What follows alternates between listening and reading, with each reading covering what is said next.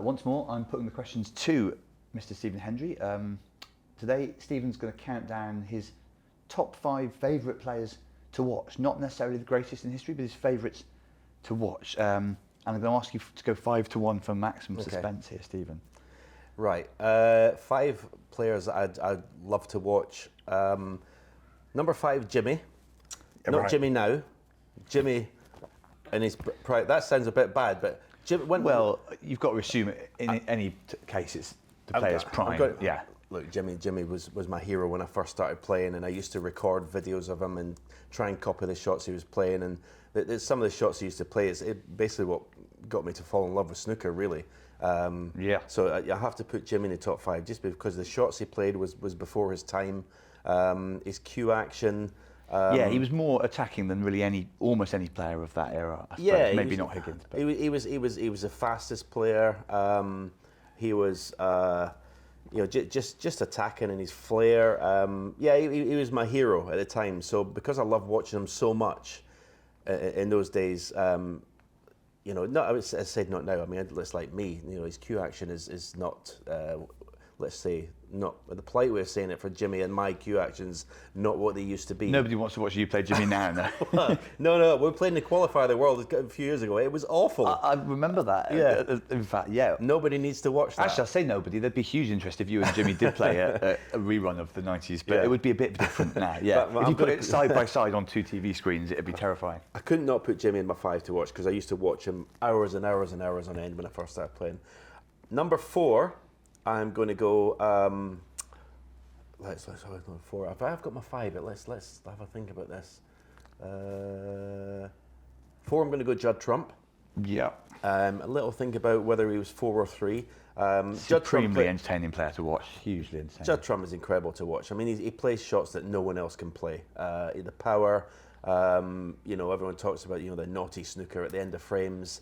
Sometimes you just see that the shots he plays are, and the imagination to think up these shots as well. Obviously, he's in practice thinking them up, and but yeah, just and he's become what a break builder. I mean, twice. I mean, to this point, he's at 100. To this point, he's out.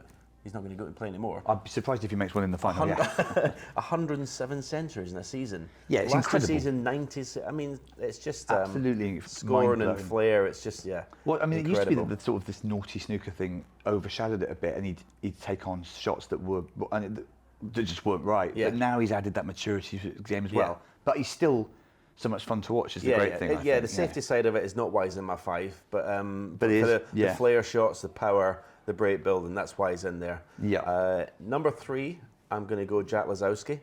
Lazowski, I think, not even at the Crucible, of course, this year, and classic enigma. But what a player! What a beautiful snooker player. I mean, he's just. I mean, obviously, it's the mirror image of Ronnie. He's left-handed, Ronnie's right-handed. Very similar cue actions.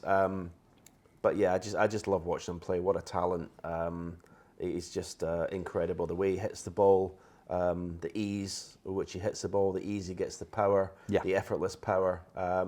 Just talent to burn. Just waiting for the victories, which I think we all hope will come. We say it a lot, and but it's true. A player that good, you do feel is destined to win. And if he does win one, as everyone says, the floodgates open. Absolutely. Maybe. Number 2. This could be controversial. Oh, let's hope so for the hits. Ronnie O'Sullivan. Oof. Not number 1. Listen, I love watching Ronnie. If Ronnie's in the tournament and we get our rotas for commentary the night before from the BBC or ITV or whatever it is, you always hope to be on Ronnie. Well, I always hope to be on Ronnie's match because I will ask you who you hope to avoid.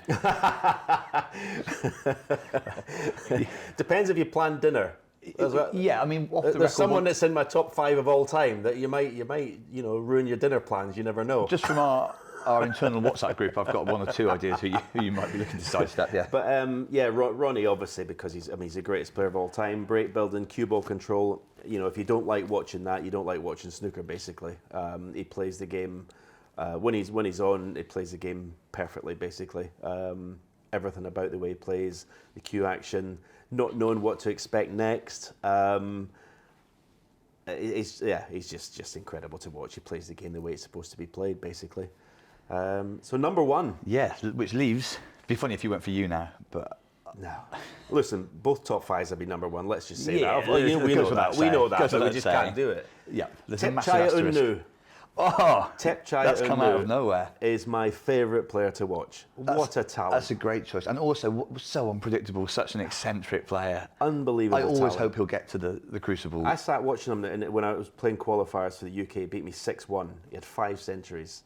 I'm not kidding you. I don't think any of them took over 8 minutes or 7 minutes. Yeah. And he was. He's your kind of player. Gets it out of the way very quickly. And he was. The cue ball was on a string. It's not as if the cue ball was everywhere. It's just crash bang wall up. It was absolute perfection. Yeah. When he is on it, how he's where he ranked in the world, and how he's.